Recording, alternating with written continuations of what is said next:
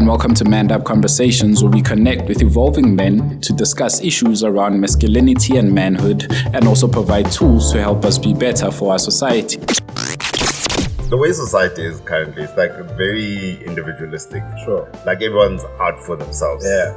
Like if I'm gonna do something, it's for me. It's for my benefit. I wanna show off. And it kind of filters down even with the family. Like you want your kids to be out in the world. You want them to experience the world, and you are saying they must make their own decisions. Sure. But unfortunately, everyone else is making decisions on your behalf. Right? So you go out and you're told, let your kid think about whatever. Right? Whatever ideologies out there, let them be free to think. But at the end of the day, it's your tribe as a dad. Sure. You need to have them say, this is what we do in this house. This is the culture that we have. This is how we are being raised. Welcome to it, man. I'm here with a dope brother of mine, man. I think this man is quite revolutionary in a sense. When I saw Fatherhood Fridays, I was like, okay, well, what's this all about? But, you know, I've got the man Thabang here to tell us all about it. Welcome to the show, my brother. Thanks, man. Thanks for having me. Yes, sir.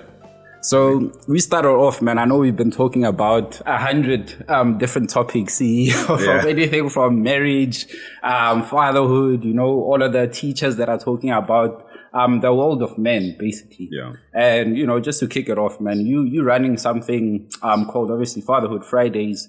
And there's been a big kind of push for fathers to be present, you know, for especially in the younger group of guys, you know. Either you're seeing guys taking their kids out in a group, maybe 4 or 5 guys, hey, let's go to movies or do some hiking activities or whatever. But what led you to, you know, start this Friday, Fatherhood Friday? Man? Okay, so with Fatherhood Friday, basically it started after I had my daughter in 2014. Right, so basically every Friday, so after obviously a long day at work, you come back on a Friday, we're chilling, and I would be taking photos. So I was taking a lot of photos with her. I'd take photos and just post there and hashtag Fatherhood Friday. So every Friday became a thing. Sure. And then I found that some of the people who used to follow me, they started doing the same thing. So when they started having kids, they were like, hashtag Fatherhood Friday. I was like, actually, this is a thing. Like revolutionary. Exactly. I told you. Okay, I didn't know that, man. So they started doing the same thing. I was like, actually, this can be a thing. Because obviously, there's people posting their WCWs, MCAs, all of that. I was like, this is a thing that we can get into. So started doing more and more, started hashtagging it. And then I started searching online to see, was there actually something? All it was just a hashtag. Right. I was like, okay, cool. So then I was like, okay, let me just, I registered the Instagram account, the website. I was like, let's see where it can take me with this thing. So I registered all that, and I just started reaching out to different people. So the first campaign we had it was called Fatherhood 5, right? Like 5, the birthday of the Friday. So I was like, okay, let me just find guys, ask them like 5 questions about their fatherhood journey. Oh, man. And then I just reached out. Like I got people, like all the friends that I had around me. I reached out to Kojo before. He was quite receptive because I've seen like he's quite a present dad. So I was like, okay, him. Quite a few other people. And then just basically just asking them these questions. They answer them. And then you just post it every week. Man. Then it started from there. And then just kind of gain momentum with other things. Like, okay, what else can we actually like reach out to? And the whole thing with Fatherhood Friday, it was always like a non-cultural, non-religious, just plain, like you don't want to, because dads come in all shapes and forms. Right? So you reach out to everyone and just have inclusivity for everyone. I love that, man, because also there's, you know, you said present, Kojo is a present father, you know, and when I look at a lot of the guys that are doing stuff with their kids, I always see it, and it's beautiful to see, but I always look at the other side of it as well, right? And I mean, we are talking about men and celebrating men, but what about the family aspect of that? Where now you're seeing ladies, you know, with their daughters or with their sons, whatever, you're seeing fathers with their sons, sons and that. But now the whole family thing is now seeming like, okay, yeah, we're uplifting fathers, but what about the whole family now going out with, the kids and that? Does that, create now a kind of imbalance in a relationship with your daughter? Not necessarily. So for the people that I've spoken to, it's always, I've always tried to push the thing that saying fathers need to be present. It's not saying, that fathers are important. It's not saying mothers are not important. Or that mothers need to. If I had to put a hierarchy on the family, it should obviously be both parents at the top. And then after that, then I can't say which one is which. But at the top should be both parents. Like having both parents is a lot better than having a dad, no matter how active he is, or having a mom, no matter how well she's doing. Should always have both parents. And just because a dad is spending time with their kids doesn't mean the mother is being marginalized or anything. Maybe the mother wants to rest. Because there's that as well. Maybe the dad wants to rest. Then you take that time and to actually bond. Because the only time you can actually bond and have a meaningful relationship with your kids is spending time with them. And you don't want that, like with anyone, with a friend, if you want to spend time with a friend, if you're spending time with a friend in a group, it's not as meaningful as that one-on-one time. So each parent needs that. It's not that one is more important than the other. Man, I love that. And I love that you had to put that in there. Because a lot of times when we talk about, manned up conversations, it's men's issues, it's men's this, then like, but we never talk about women. Then it's like, no, but there is a balance, But to hear it from the thing that you're running and how you see it, it's not the same for everyone. I'm sure other guys have different ideas on it. But it's wonderful to see it, man. And it's an important thing for guys to always remember the one-on-one time, man. The one-on-one time, man. I mean, I'm someone who grew up, I've said it countless times on the podcast. I only met my dad, like, for real when I was 21. So the one-on-one time that I have is like with other dads, with my stepdad, with my uncle and friends' dads and that type of thing. So it's never really been like, okay, one-on-one, a little time at raising me and teaching me stuff. So I appreciate that, man. But I want to talk about now the gift of the father. I was sitting with Lerego when you had a episode on Fathers Matter, or why Fathers Matter, that is. And he told me something about, man, when a father gives you this blessing, man, it's like this thing that just, opens up your world, man. And I always see a father as like a disciplinary figure, if I want to call it that, or disciplinarian, So what is it about fathers and discipline that's always sort of been linked, Maybe not so much with the mom. I mean, mothers do discipline and they offer different things that fathers maybe don't, But what is it? Why is it discipline so important in a fatherly sense? I think from my view, like with the whole discipline thing, discipline on the dad side is more, obviously, let me say, with a traditional family. The mother's always spending time with the kids. They're always trying to get the kid to do this, to do that, to eat and whatever. And then when things go south, they say, no, bring in the dad, just because he's got that dad voice. Right? Your voice just did that. So it's got that thing. It's got that authority to it. And I think anyone can recognize that there is a lot of authority when it comes with the dad. And for the most part, most people should know that their dad has their best interest at heart. Right? So when a dad tells you, this is what you need to do, right? You know that it's coming from a place of love. And it's not coming from a place of, I want to punish you because you're not doing this. It's please do this because in the long run, this is what will benefit you. So, I mean, how I've raised my daughter, I think I've only smacked her once. And that was painful for me. I was like, it's gonna hurt you more than it hurts me. Like, man. literally, I felt so bad after that. I mean, it's gonna hurt me more than it hurts you. Sorry, And then, like now, ever since she was like 3, 4, every time she's done something, I sit down with her and explain to her, like, you shouldn't do this because A, B, and C. Right? If you play with the stove, if you play with the fire, it's going to burn you. And if it burns you, it's going to hurt. And if it's hurt, you're going to cry. Right? Simple. Simple. Like, you need to know the logical steps. And a lot of the times, the discipline versus punishment, in my view, is that the punishment is you did something, so you need to pay for it.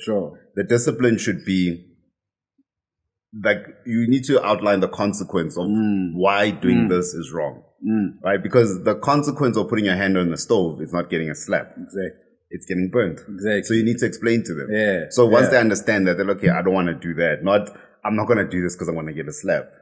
You need to understand that everything has a consequence. So map it out for them. Sure. Tell them these are the consequences of what you're doing. If you are not paying attention in school, you're going to fail. Right? And you're not going to do well at school. Man. Not if you're not paying attention, your teacher's going to hit you. Type of thing. And that's the type of discipline that I've tried to get my daughters and say, this is what happens when you're not doing this. Oh, man, it's beautiful, man. So, I mean, there's, go outreach really now, and there's an interesting thing that I'm seeing, right? In how we grew up, and how the younger guys are growing up, or the younger generation, let me say. And the discipline thing, why I want to hop on it a little bit longer, is because I asked my parents, like, hey, man, so I hear you guys complaining about, you've seen these boys smoking weed and these girls being unruly and all of that. How come you don't step to them and say something, right? Like, yeah, no, I mean, we'd love to, but dude, it's a different time now. Whereas you guys would have listened. And then these ones now, the attitude is so out there. So do you think like that discipline is gone from families because of the dads, the lack of fatherhood, or just the lack of the family union? Us coming together to say, man, hey man, Wanaro man is doing this and that. Let's start talking to him, and maybe not just him and the friends that he's colluding with to do this nonsense. Are we then, as society, then kind of like, hey, you know what? I'm only gonna worry about my family and like the rest of the world. Hey, dad, you take care of that kid there. What do you think of that, man? I think the way society is currently, it's like very individualistic. Sure. Like everyone's out for themselves. Like if I'm going to do something, it's for me. It's for my benefit. I want to show off. And it kind of filters down even with the family. Like you want your kids to be out in the world. You want them to experience the world, and you're saying they must make their own decisions. Sure. But unfortunately, everyone else is making a decisions on your behalf. Right? So you go out and you're told, let your kid think about whatever, right? Whatever ideologies out there, let them be free to think. But at the end of the day, it's your tribe as a dad. You need to have them say, this is what we do in this house. This is the culture that we have. This is how we are being raised. Once you understand that, you can make your own decisions. Not this whole free reign of saying, just go out and do whatever. Because we're not going to tell you what to do. So you don't have direction when you go out there. If you give your kids direction when they go out and they make a decision that's not the same as you, I think you as a parent would feel better to say, you understood where we come from and what we're about, yet you chose this. Whereas you don't know where you come from. So you chose whatever came up. So it's the same thing, like you just let them, people are just letting their kids just do whatever they want. And when they come back with things that you don't believe in, you want to complain, but you didn't show them, you didn't give them a proper foundation. So if you give them a proper foundation, whether it's in your house, each family does that in their house, saying, us as a community, us as in this culture, this is what we do. When they go and kids go out, they'll be like, yeah, that's not for me. I'm on this side. I'm here. So let me rather stick to this side. Man. I think that would be a lot better. Sure. So now there's this thing you do, man. You're quite an active guy. You're a cyclist or somewhat of a cyclist. Yeah, very novice. Or you love adventure, right? And combat sport. I think you said I might get my words mixed here, but let me actually let you say it. So what combat sport are you into? So I did a bit of kickboxing. Like still beginner level. But I've always enjoyed it. I've always like watching it and whatever. And I just feel like, especially combat sports more than any other, it gives you a certain something else to kids versus like maybe soccer or basketball or whatever. So there's a couple of benefits to combat sports. Right? Oh, that's dope, man. Because I always say, I grew up in a home where my siblings, cousins, But we grew up, we grew up in a family where aunts' kids are also there and uncles, whoever is always visit and that type of thing. And I'm always out in different families. But at the core, I've always been kind of alone. But I made my friends through soccer. You know? But then in soccer, you also learn that soccer only teaches you communication, like being with homies and that. But then the discipline that you get from, maybe when I went for boxing was completely different to what I got from soccer. So how do you think we can put those or instill those in kids? And what are the advantages that you found, in your kickboxing? I mean, it doesn't matter if you did it at a very high level, the principles or the basics are still there that teach you, how to, go into your violence, how to handle violence, how to handle frustrations. But what's your take on that? So I think with the one thing which I found, like obviously with combat sports, you'll find the self-defense part of it, right? So if your kid knows how to defend themselves, being able to defend yourself and knowing that you're not helpless gives us some self-confidence to say, actually, I can handle myself. And with a lot of the combat sports, like kickboxing, all of these, you're using like your whole body. So you kind of get better centered, like your upper body, your lower body centered. You know where your body is in relation to everything else, right? And then the other thing, obviously, like you're saying, with the discipline. And saying, say with karate, like, okay, I'm a karate, I'm a white belt, I need to move up. You need to learn certain steps and you need to have a certain goal and say, okay, this is what I need to do to reach this goal. And you work towards that and kind of gets you in that mindset that you can set goals and you can have the discipline to actually carry it out. Man. And it's, it sounds so simplistic, the stuff, right? But it's actually like the stuff that life is made of, man. Exactly. Or when you look at kids who go, what do you call this? Scouting. For example. See, there isn't scouting per se, but hey, with like bricks and stuff, that's kind of your formation of, little figuring things out, those small skills that we don't really get. But in terms of combat habit, there's also a mentality attached to it. Like you're saying, you learn the progression, take things slow. There's steps to get to levels. But there's also like this piece of, you have mental clarity when, what I found when I was boxing. I like a lot of stuff slows down. I can think things through. I'm also fit in my body. I can feel okay, man. I can process things a lot easier. So how do you think our mental health, because also like we're struggling with mental health. Kids also, like teen suicide was a big thing over the past, I would say 3 years. If you follow SADC, and also in terms of us, Machita. Mental health is like we're struggling, because we're not fit. Number one, alcohol, drinking, partying, just work as well. It's not all bad habits, but it's also like we live a very unbalanced life. I heard something I think I was watching on YouTube where someone said, "Hore, we are high society, right? We have more access to drugs than any other can I call it generation?" Because cocaine was banned at a certain stage and there was only heroin. Whatever was banned and there was only this. But now we have a multitude of all of them. And it's going to take like some kind of sport or something to kind of bring us back. So how do you think we can, instill mental health techniques through the sports or what ways can we do it for? I think with sports especially, there's that... like that mindfulness, like being in the moment when you are doing a sport. Because when you are playing soccer, playing basketball, your mind can't be scattered because you're not focused, right? And learning to be like in the moment. Combat sports especially, like if you think about boxing, if you're not there, you're going to get knocked out. Because you need to be 100% Soccer, you've got like 10 other guys who can do something. Exactly. So you need that focus, you need that... I suppose you can call it like a meditative state where you are in the moment. You are like, this is the goal. This is what we're trying to reach. Right? You're all there. And that kind of clears your mind as well. Like, obviously, we know about being active, being linked to like better mental health and things like that. So the more active you are, the less your mind gets cluttered, the more like you're able to think things through. Like you're saying, like that clarity is like if you've got a decision you need to make, play a sport, clears things up. Like, Sure. okay, then you can clear up. Sure. Instead of taking a drug, whether it's something like coffee, something like alcohol, whatever it is, that kind of clouds you and puts you out of it.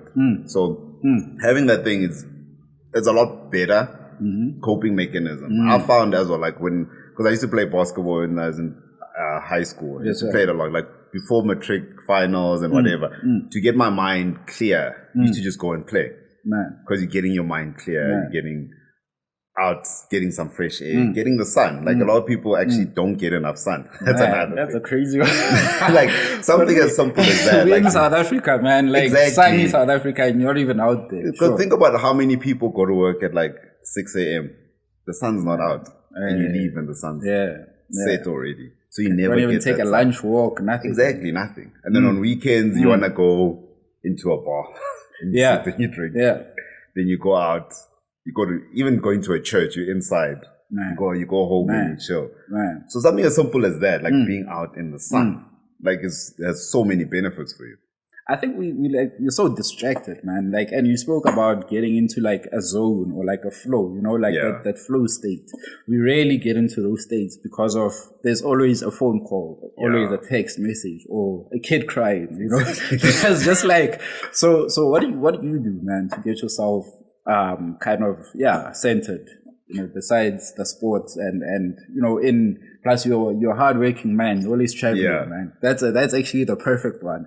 Let's say, you know, you've been on 4 trips this whole week and it's like, man, I'm trying, but there's no time to do nothing. You know? So what's your go-to kind of, man, I know I can't go for a run or anything, but in my little space right now, you know, what's the thing to do? So I think the default, which I'm trying to actually get over, is things like social media. Right? Because that's a big one for a lot of people. And the thing is, I know a lot of people realize like it's not as beneficial as you think. It just gives you that whatever hormones to get you going.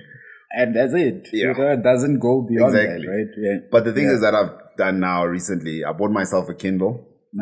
So I read a lot. Like I used to do a lot of audiobooks, like because I get long drives. And that actually have audiobooks, podcasts. You sit in the car, like you've got like a 4-hour drive.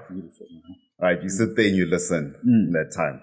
And then, but at a hotel, when you're sitting, instead of just watching TV or whatever, pull out the Kindle and I just read. That kind of gets you out of everything. Like you forget about the emails, you forget about all of these things. Because I used to read on my phone, on my iPad. But the problem with that, like, there's a lot of distractions there. Because stuff is coming in, and you have easy access. Like on an iPad, you just swipe across and social media is there. With the Kindle or a book, you know, all of that is gone. Like all you're doing is focusing on that. So for me, that helps a lot. Like just reading a lot. I play PlayStation as well. Just to get out of it. That's the ultimate get out of get out of everything, just focus and just nice. That's it. Nice. And also, you know, you speak of books and games, and I find those two worlds very interesting. You know, I did virtual reality before, and we were actually, you know, selling this whole experience, right? And what I learned from it is, you know, as much as we talk about games in a negative sense, you know, it keeps kids locked in a room and whatever. But the games have now advanced to such a level that you can talk to people across the world. You know, you can communicate now with people you don't know. So it's breaking those stereotypes, you know, it's breaking geographical whatevers you want to call them. And it's teaching our kids something that we've never really learned, right? It's how to do pen paling. Remember pen paling for us was like, hey, Mona, you have to do this, and it gets back to you like after, I don't know, a month, or you don't even know. You just have to keep on checking. So do you think we can gain a lot of lessons from watching kids playing games and communicating with friends? How's that beneficial for us as the older guys now, looking at them instead of looking down on them like, hey man, stop playing these games? What can we take from them, man? Or what have you taken from your experiences? So the thing is, the whole video game is a bit of a tricky one, right? Especially for kids, like in terms of how much time they're spending playing and things like that. But definitely the socialization part of it, like it's not like our socialization online, let's say, was things like the mix-its and things like that, exactly. right? You just chatting. Yeah. Now they can actually speak to the people, can actually interact. You can learn to have like teamwork within the kids. Like you're learning someone completely different, but you've got a common goal and you're working towards that. Man. So it's also about like, I believe like you need to curate what your kids consume, right? In terms of social media, TV, all of these things. If you just put your kid in front of the TV or in front of a game and just saying, do whatever, right? It's not going to be beneficial. So you need to kind of understand what games your kids are playing and what are the benefits of it. Like there's like creative sort of games. Sure. Like what is it called? Minecraft. Where the kids actually building stuff. Right? They can actually build stuff. And that's why they love it, man. It's one of the biggest games out there. Exactly. Right? So things like that versus like the others where you just doing random stuff, which is not beneficial. So exactly like curating what they consume. And then also like there is a lot of benefit to it. Like obviously, like we used to say, they need to be out. They need to be, so need to kind of balance that. They can't be sitting in a room saying, I know they're having fun, they're having teamwork for like 12 hours a day inside a room. They need to get out because there is benefit. There's benefits to both. Things like hand-eye coordination with video games is huge, right? Things like problem solving. All of that, the benefits are there, but obviously it comes with the balance that you need to have. Man, you know, Thabang, I often like wonder, man, and you give a kid a phone, like they know the stuff, and it's like second nature to them, right? They don't have to like, need like a couple 20 minutes. Let me just see, press a couple of buttons, and we'll get to it. So I think there's like an exchange of some kind of info that also needs to happen between the young and old.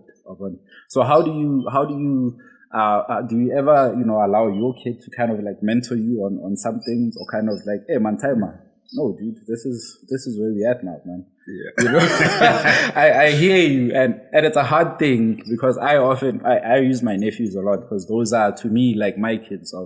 And I hear them talk, and I'm like, man, how do you guys even get to this kind of thinking?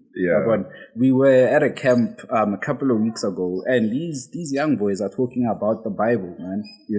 In a way that I'm like, dude, these kids are young.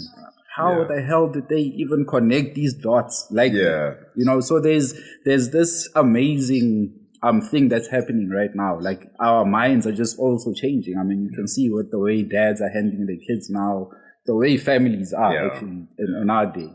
But there's even more importance in understanding kids and using them to kind of educate ourselves as well in terms of where the world is moving. Is that a good thing? Even to say, listen to that kid. You might actually learn something. Absolutely. Because at the end of the day, kids are humans. They're going to learn. They're going to have their own ideas. And it's never a bad thing for that exchange of ideas. You've got a lot that you can learn. They've got their own experiences that they're learning from. So sitting down and actually listening to your kid and actually talking to your kid. Because I think back in the day, parents never used to listen to kids.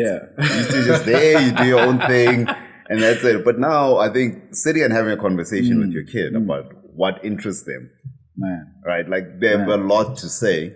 And if you give them the chance, if you make them feel comfortable enough to actually share with you. Like I know with me, with my daughter, like I've always made it a thing that if we're out or whatever and she comes up to me and like she calls me, I always acknowledge her. Like if I'm busy, I'm like, okay, wait, I'll speak to you now. Or I just listen to her. Okay. Because I think you run the risk of feeling like making your kid feel like their voice is not heard. If every time you're talking with someone, like say we're talking and she comes and I'm like, no, wait. And I carry on. Then she's got to do that a couple of times. And then obviously she's like, but why am I going to? He's not going to listen to me anyway.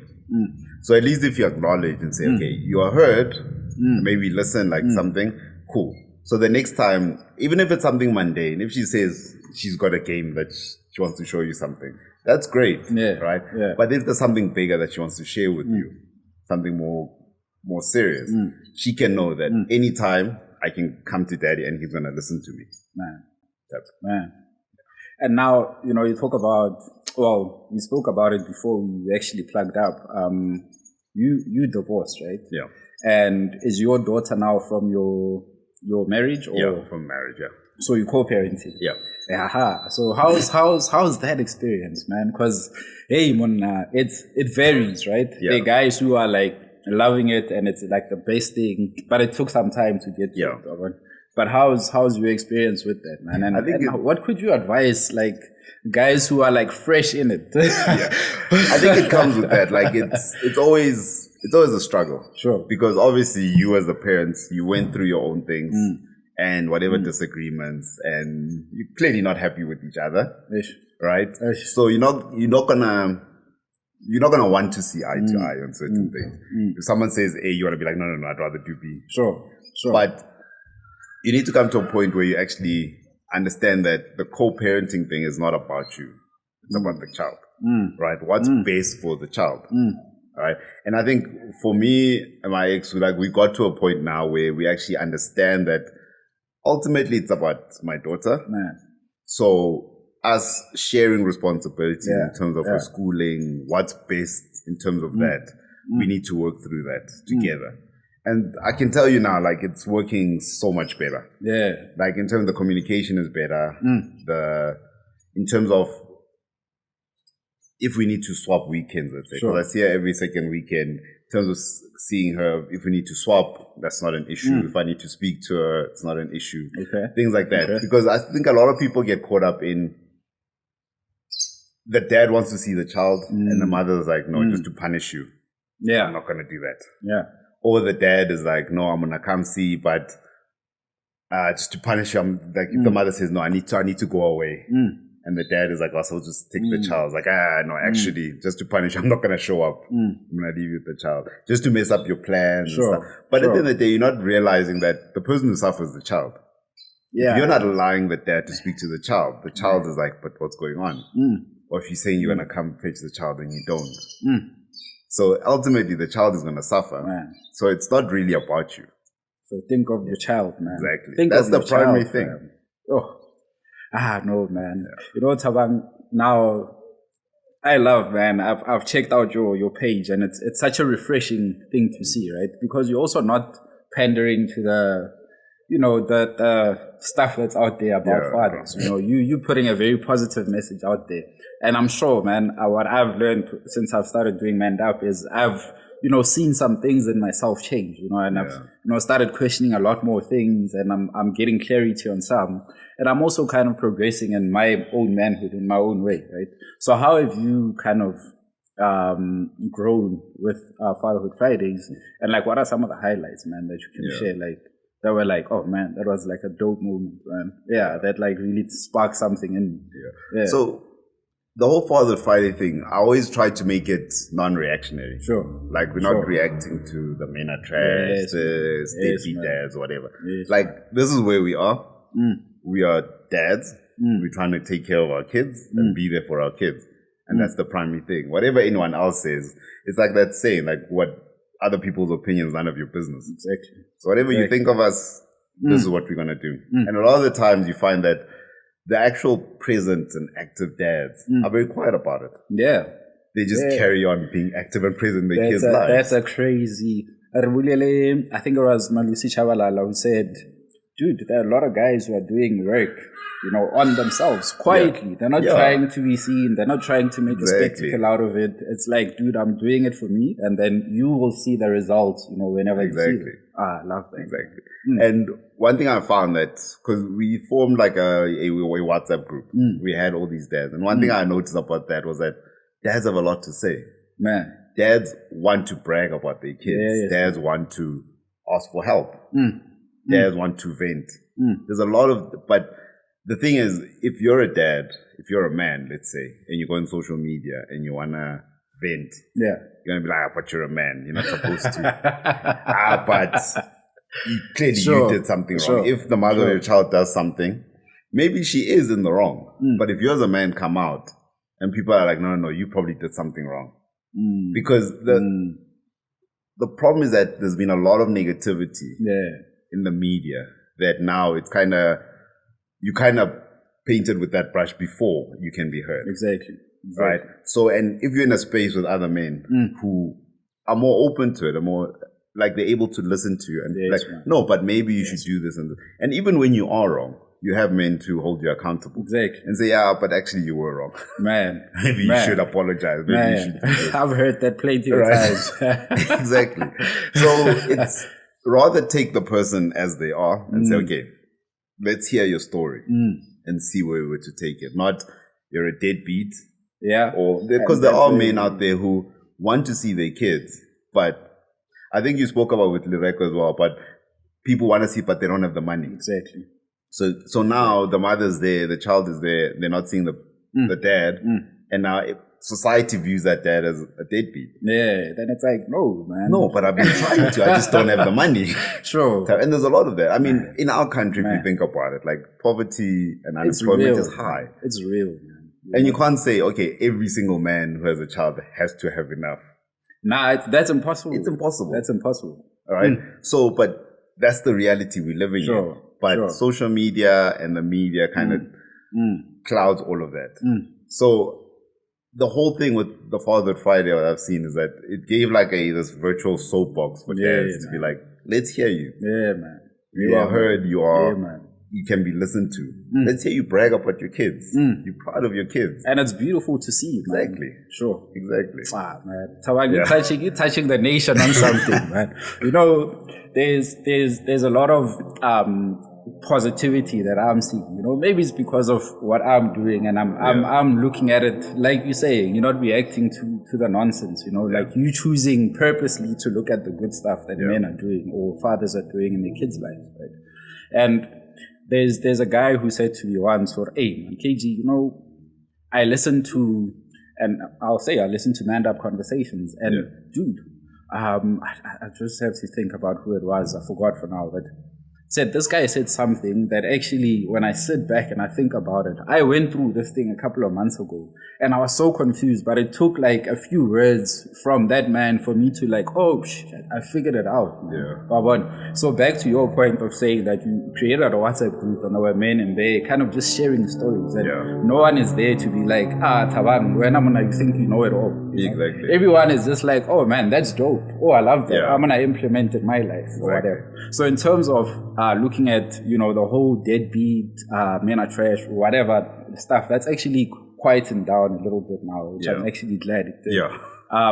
Going forward for Machitara, you know, looking at us as fathers, number one, looking at us as men who want to do good. You know, I don't think, besides the few that are there, you know, who are there to just inconvenience people's lives, but men who are trying to do good. And in terms of coming back, man, and building that family structure, how would you say, like, going forward for Machita, man? Like, what are some of the things we could maybe do more of, you know, and maybe a little bit less of that stuff. Let's not even talk about that, but going forward, you know, I think the one thing that's never pushed, especially with guys, is to build themselves, to work on themselves. Because you as a man, you're not like disposable. Yeah. You are not, your whole purpose is not to look after a family, right? That's not your primary thing, right? Once you've worked on yourself, you are like all these things we've been talking about. You are healthy, you're mentally healthy, right? You know who you are. You worked on your own hobbies, your own direction in life. When you meet someone, you are not trying to find direction and meaning in someone else, right? So that, and you see, like, actually comes down to all these things that we've been talking about, like the whole male suicide. Like a lot of guys, all they do is say, I need to make money so I can look after a family.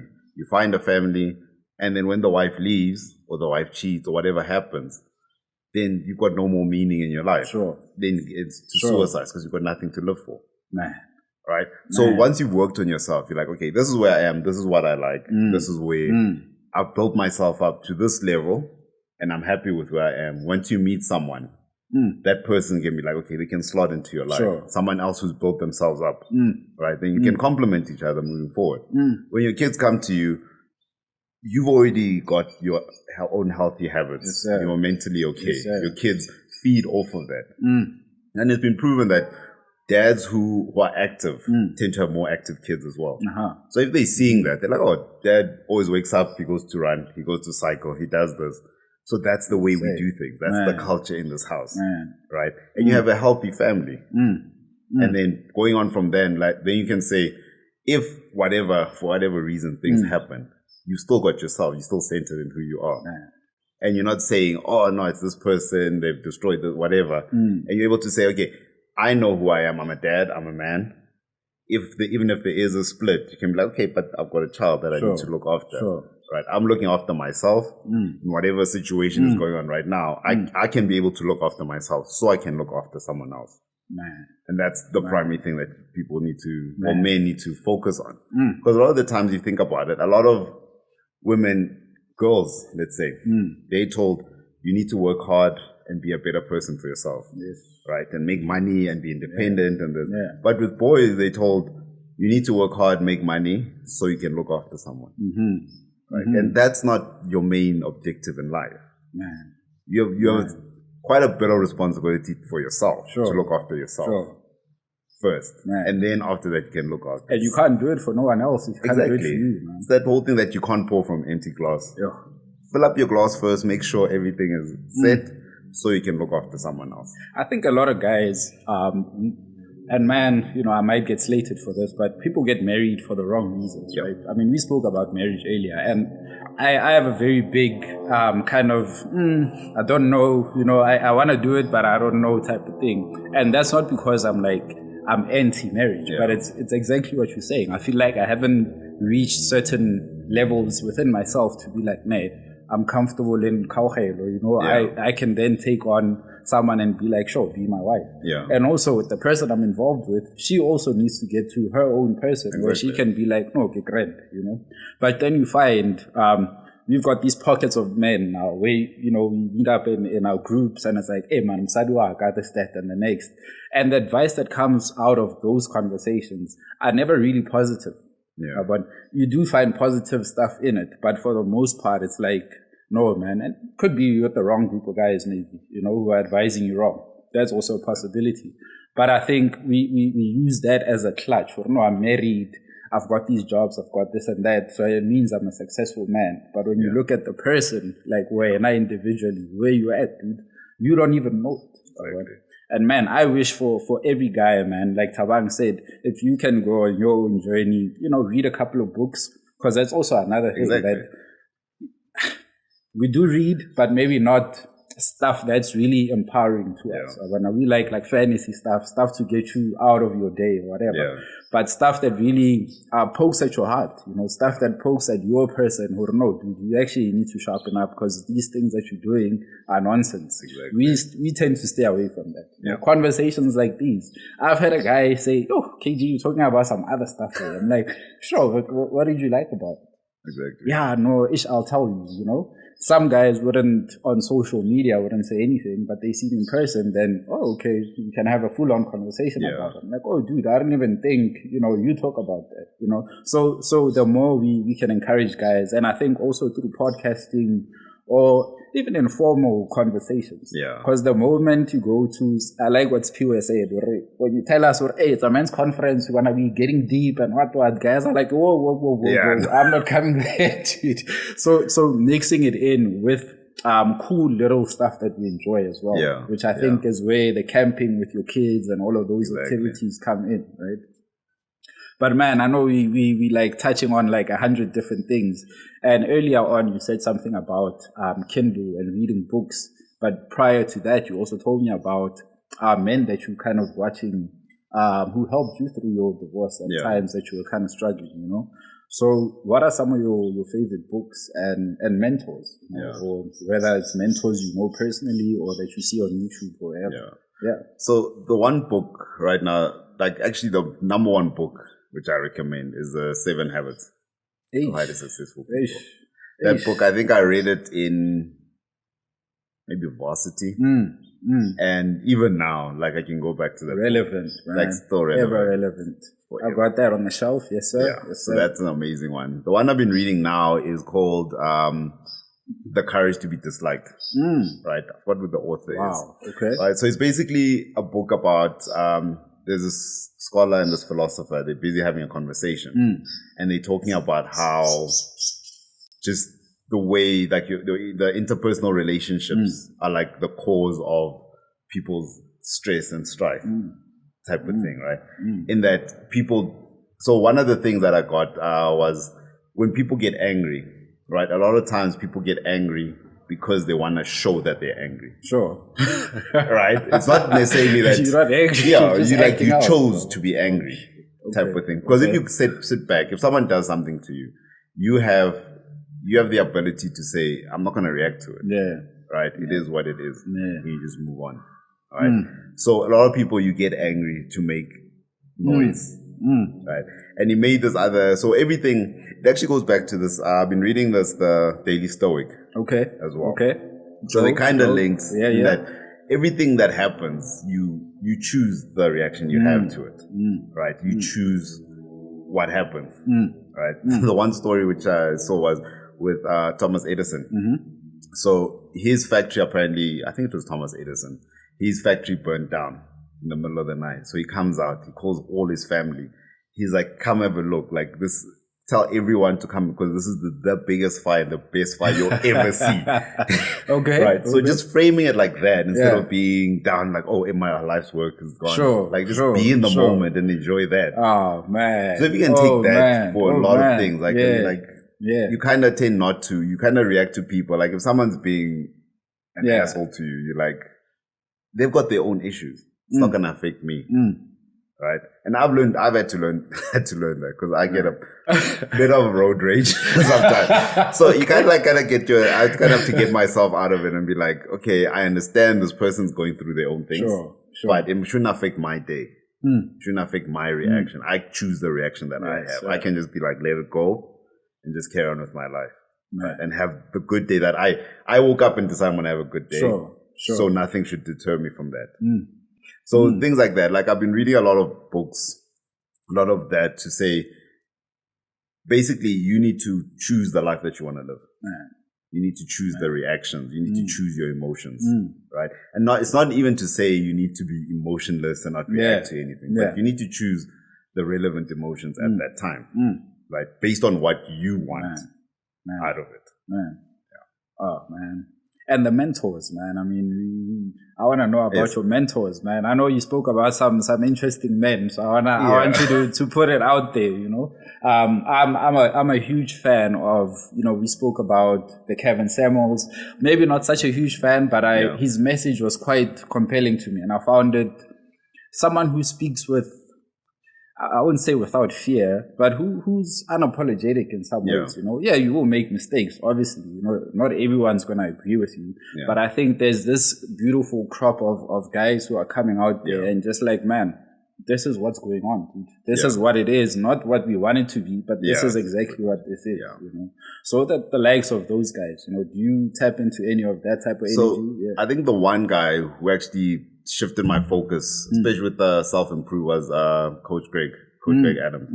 So he's a big proponent on this free agent lifestyle. And you have your own life. You need to better and empower yourself, right? Before you can go out and try and get whatever, women, whatever. Like at the end of the day, a lot of guys, if you're chasing women, you're doing all of this, the outcome or the benefit of it is very minimal, right?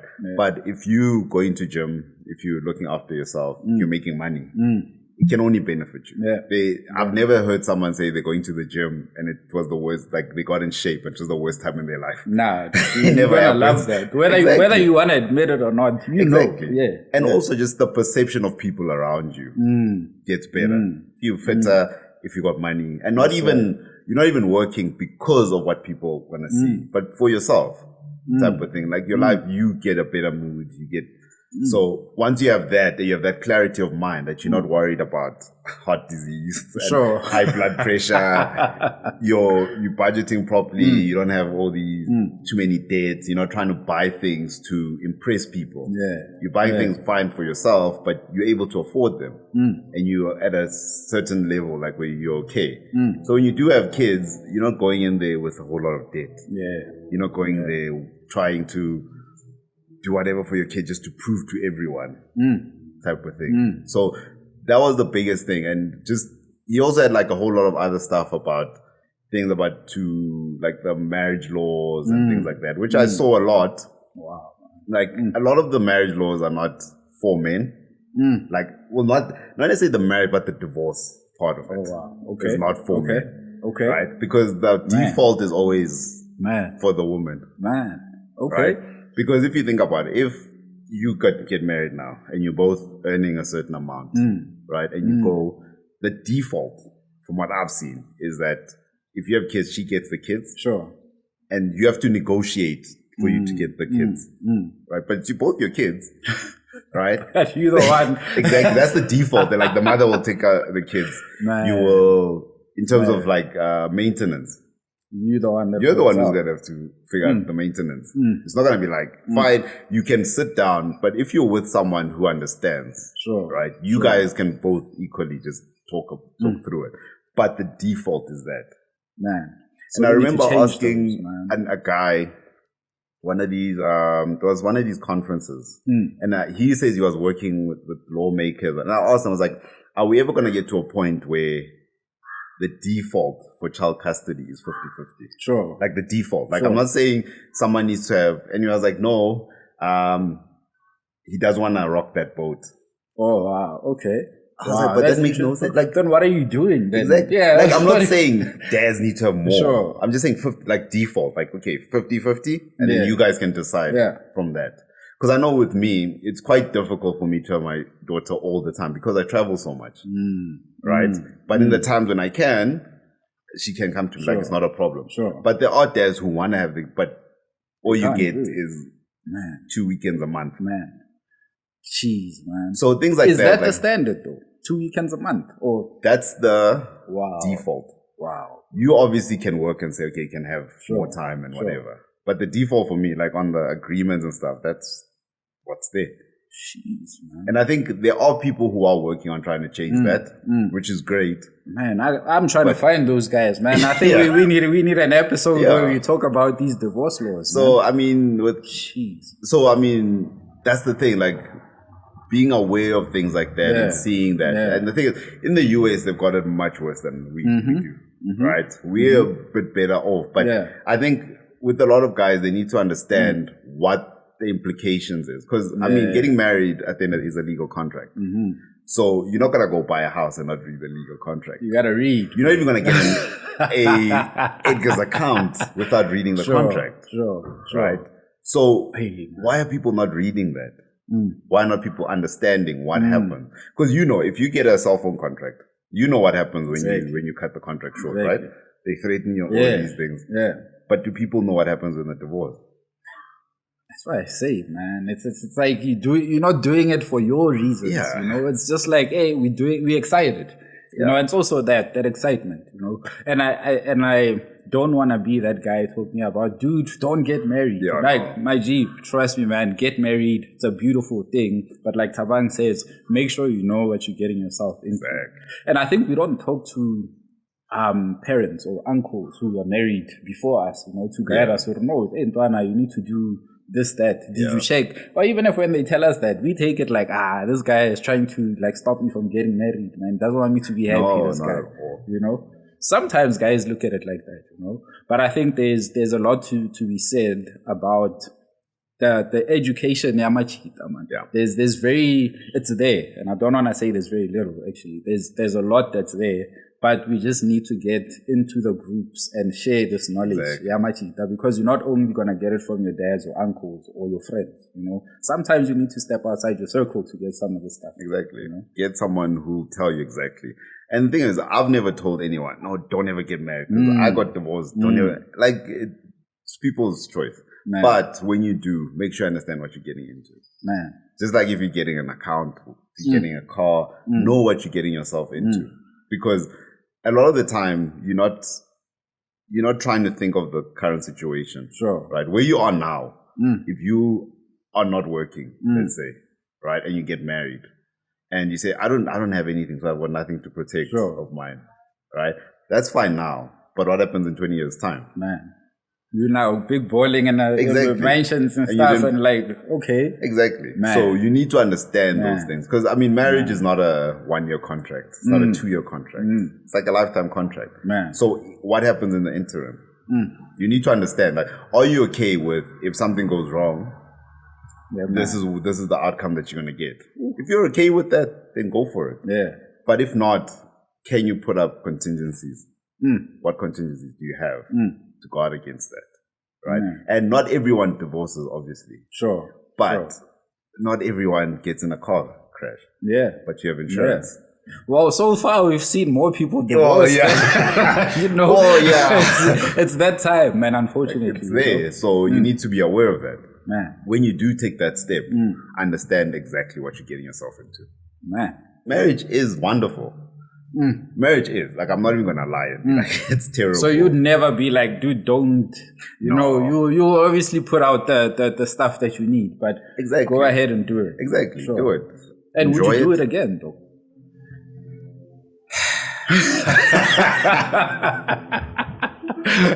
Yeah. Possibly. Yeah. The thing is, it's now knowing what I know now. Yeah.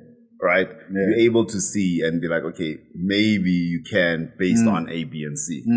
Like you're saying, the contingencies and this and this and this. Because, and possible. I don't know how likely, but it's possible, yes.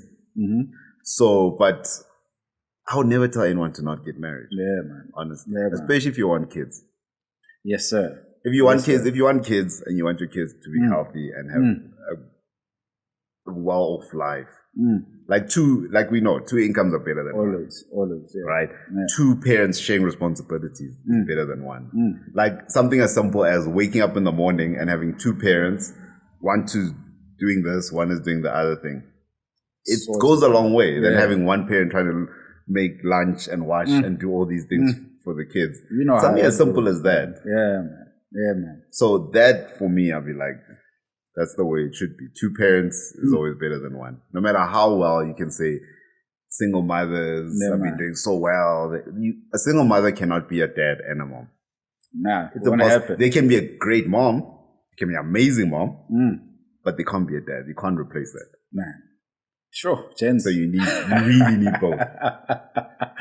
Man, I've been enjoying this conversation, man. And you know, Thabang, there's what I picked up from you, man, is like we said, no sensationalizing anything, and it's just genuine, you know, genuine love for yourself, number one, you know, for putting yourself out there as a man, and also I think looking at your kid from a very different angle. Yeah. Is this now how you were raised? You know, were you in a 2-parent setup?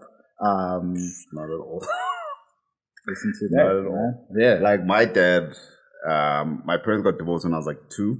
So I never really knew my dad. I saw him a couple of times when I was growing up. My mother got remarried. I had a stepdad who wasn't really a dad to me. Right? He was there, but like, you can tell like something was missing. So, I mean, growing up in that, I knew you see other kids, you're like, okay, that's how they are with their dads. That's how this one is with their dad. Like, I wanted that. Right? I was like, I'm not going to let my kids grow up without that. And I genuinely do love kids. Like, I had nieces and nephews who I love, my friends' kids. And I was like, when I have my own, like, I'm just going to be there. Man. Like, it's as simple as that. It's like, it's not it's a non-negotiable that I'm there for my kids. You can see it, bro. And man, I actually want to commend you for that, man. Coming from, you know, we both share the same. Right? Yeah. And it's interesting that it's so many guys who come from, let's call it lack, for lack of a better word, who come from lack, but then also seeing the positives and saying that, yo, guys, let's band together and make this family, you know, bring the family back and put some pride back in it. Yeah. So, man, I think I've enjoyed thoroughly. And if I had to go continue anymore, we'd probably do another hour or 2. Yeah. But I want to close off, man, with any last words that you might have, man, any thoughts you had through this that maybe you haven't shared, something you want to share to encourage someone out there. You know? I think the number one thing is just to be there for your kids. Man. Whether physically you need to be there. Like, I know you spoke with Lyric about that bond when you were actually holding your kid, like with the hormones, oxytocin and stuff. That's very important. Stuff. And I think a lot of dads miss out on that. And they don't have as strong a bond because they don't get that emotional connection, that physical touch. So if you can, if your partner's pregnant and you want to have a kid, as soon as possible, hold the child, be there for the child. So that bond is amazing. Everlasting bond. Exactly. Like with my daughter, like she's like the biggest daddy's girl. Yeah, man. Like we share everything. We are so cool. Like, and it's an amazing feeling to have someone who loves you that much and for you to love them that much. Like it's amazing. Like be there for your kids. Listen to your kids.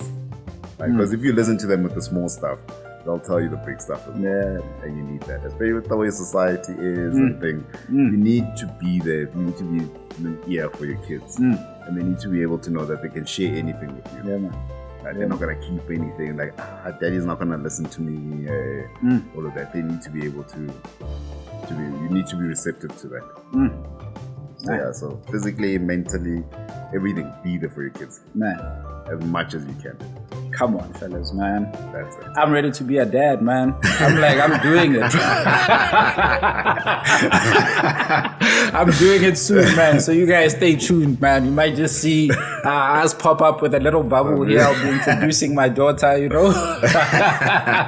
But no, on a serious tip, man. I think anyone who's planning on doing it, I think you should definitely listen to what we shared with Lereko, and then follow my brother, man, Thabang, on Fatherhood Fridays. And maybe if you feel like there's no one to support you, you know, look to the guys, man. There are plenty guys out there who are doing work to try and support you, to try and actually supporting yourself, number one, right? Because in a way, I always feel like when I have these conversations, it's questions I've always asked myself. And then I start putting them out there, then it's like, oh man, all the answers are starting to reveal themselves in some way, or you meet the people that answer those questions.